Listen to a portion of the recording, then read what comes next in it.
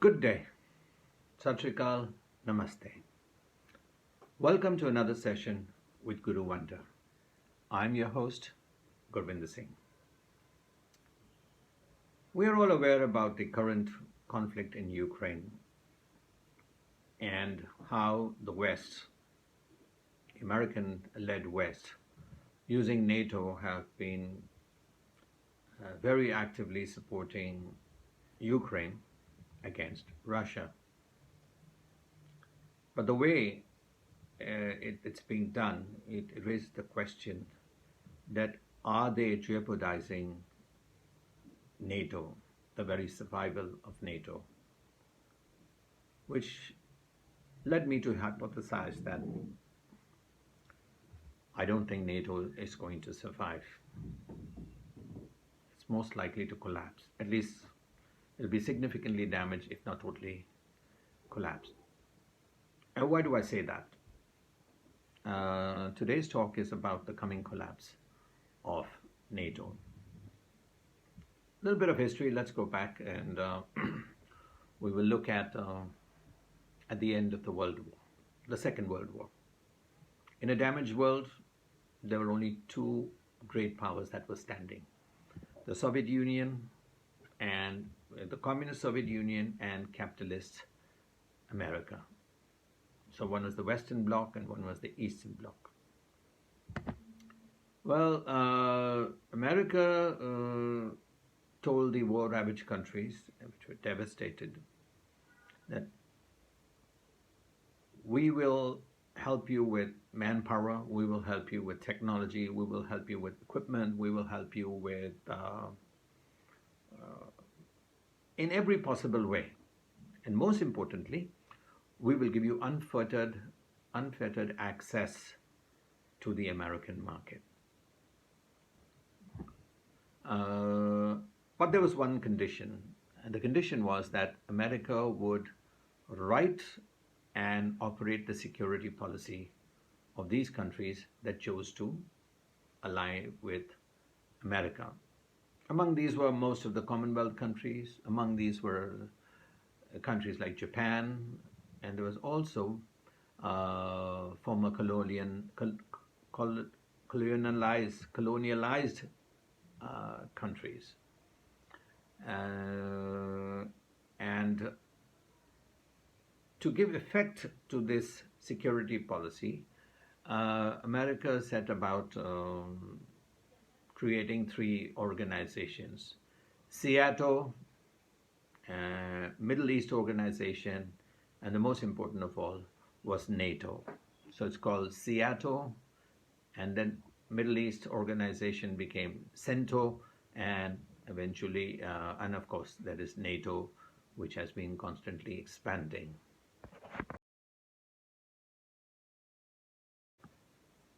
The first security organization that I would refer to is called SEATO. SEATO, which is the Southeast Asia Treaty Organization, and it comprised Australia, France, New Zealand, Pakistan, the Philippines, Thailand, the UK, and the United States. Formed in 1954, it was wound up in 1974. In 1977, after the humiliating withdrawal of the United States from Vietnam. The third organization that, but it's the earliest one, which was set up after World War II in 1949, were the countries of the North Atlantic, which called and they formed this organization called the North Atlantic Treaty Organization. Today, NATO has 30 members and is planning to induct some more countries, and it involved 28 of the 44 countries in Europe, and mainly the countries of the West, and it also included Canada and the United States. And the charter, there's a clause 5 in the charter of the of NATO, which says that they have a collective security pact that in case one country is attacked, the others would come to the assistance of this country under attack, either will render assistance. So, but of course, the main thing was targeted as being protection from the Soviet Union and the Warsaw Pact countries. But in 1990, when the Soviet Union was dissolved, actually NATO actually had no, its core purpose of existence was gone, and they had really no reason to be to exist. But the powers that be thought that, my God, we have this powerful organization, and we cannot allow it to die.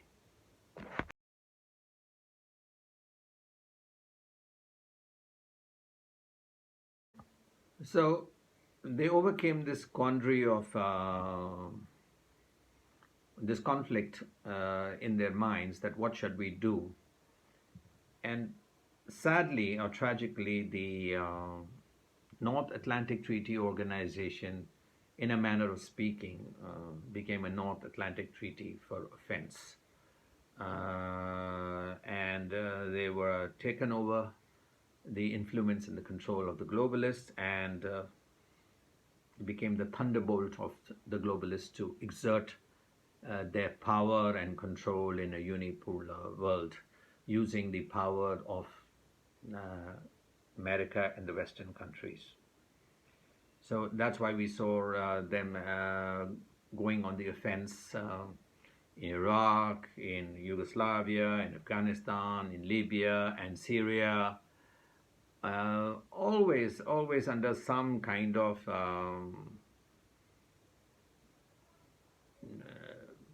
vague and unsustainable excuses, such as war against terror, and for the fight for democracy, and the war to end WMDs and all this.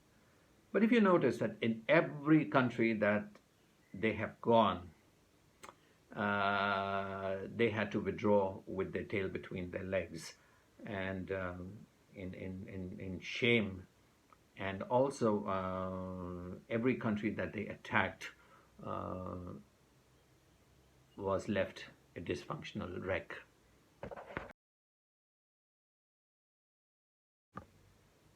But the American-led West and NATO learned some lessons. One was that the populations of their countries were allergic to seeing their sons and daughters returning back home in body bags. And this affected the electoral prospects of the political parties in the country, and they decided that they wanted to continue with the conflicts and whatever the schemes that they wanted to pursue, but they would not use their own troops. And they began to indulge in proxy wars. And that brings us to the latest conflict in Ukraine. But before that, trying to bring in so-called democracy, there was a failed attempt in Georgia, and there was a failed attempt in Belarus, and there was a failed attempt in Kazakhstan to create a proxy war against Russia. Why Russia? Russia is this huge landmass, enormously rich, and is the provider of much of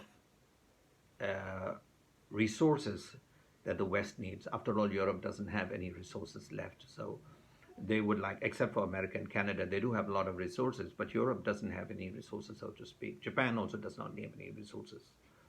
So they decided to bet on Ukraine, and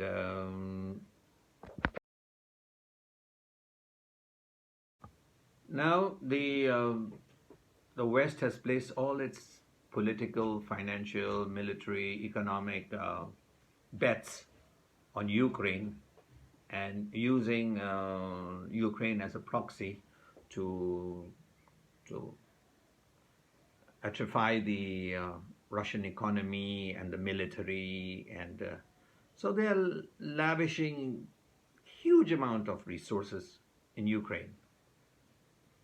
But unfortunately, in spite of having nearly 700,000 soldiers in different forms, with huge amount of weapons. For example, Ukraine has been provided with more anti-tank weapons, missiles, than there are tanks in the entire world. And also Ukraine is extremely corrupt, and it is the so imagine putting huge amount of financial and political and economic capital into Ukraine, and in spite of that, it looks like Ukraine is likely to lose the war.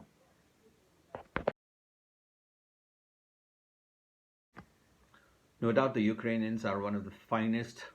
They have some of the finest manpower. They have been extremely well trained. They have been extremely committed. But so are the Russians. And it appears that Russia is likely going to prevail and Ukraine is going to lose.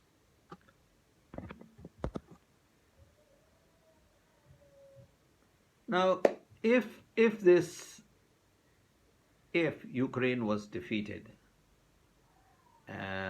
decisively and loses large parts of its territory, the south and the east, and possibly even more,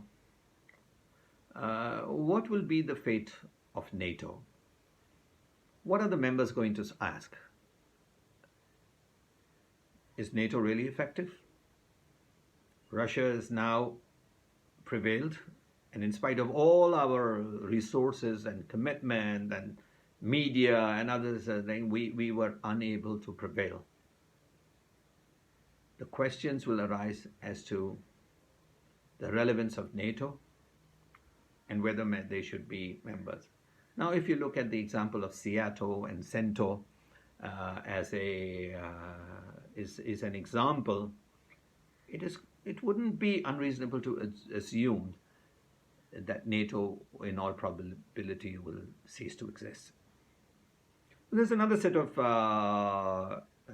factors that will be likely to come into play soon that will force NATO's demise.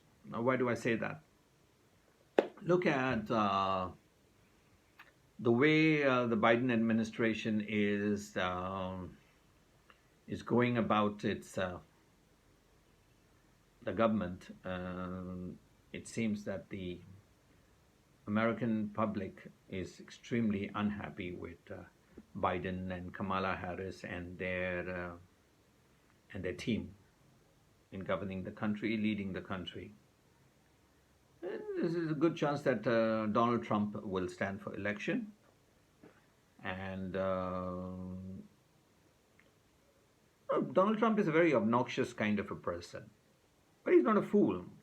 And he asked when he became president in 2017, he asked some rather hard and I would say the right questions. Why is America falling behind?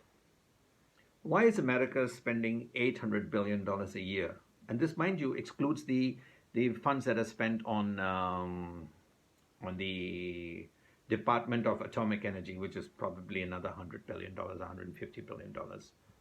Why are we spending this nearly $1 trillion in our defense, stroke offense? Couldn't that money be better spent in making America great again? Why is America intervening in so many areas and theaters across the world? Why are European nations not pulling their weight and sharing 2% of the GDP as is required by them for decades? And fundamentally, the most important question is, why does America need NATO? So his utterances actually frightened everybody, whether they were Democrats or Republicans. Everybody was frightened by this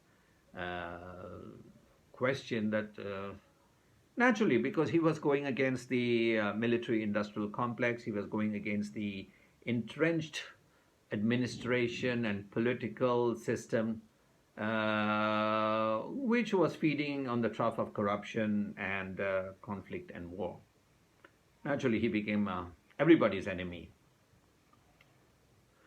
This is why we could see these actions that are being taken against, were taken against Trump, and to not allow him to function in any way. And he was unsuccessful in draining the swamp of all these people that he wanted to do. So if we look at the way Biden and his administration are performing, it's not inconceivable that Trump might return in 2000, what's that, in 2024? I think that's the next one. If Trump returns, he is going to come down hard and will on a demilitarized, on a demoralized, a dysfunctional NATO, impotent against real powers, struggling to fund itself.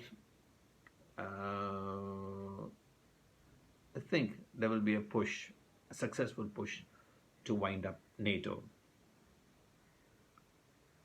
Now look at it this way: even with NATO around, a collective West is having a tumultuous time, very difficult, panicky time. Can we imagine how it would be and how frightening it would be for an economically and socially ravaged Europe to exist without NATO, neighboring a resurgent, confident and powerful Russia? And we may not like it to entertain such thoughts, but it's a distinct possibility that we will soon see the collapse of NATO.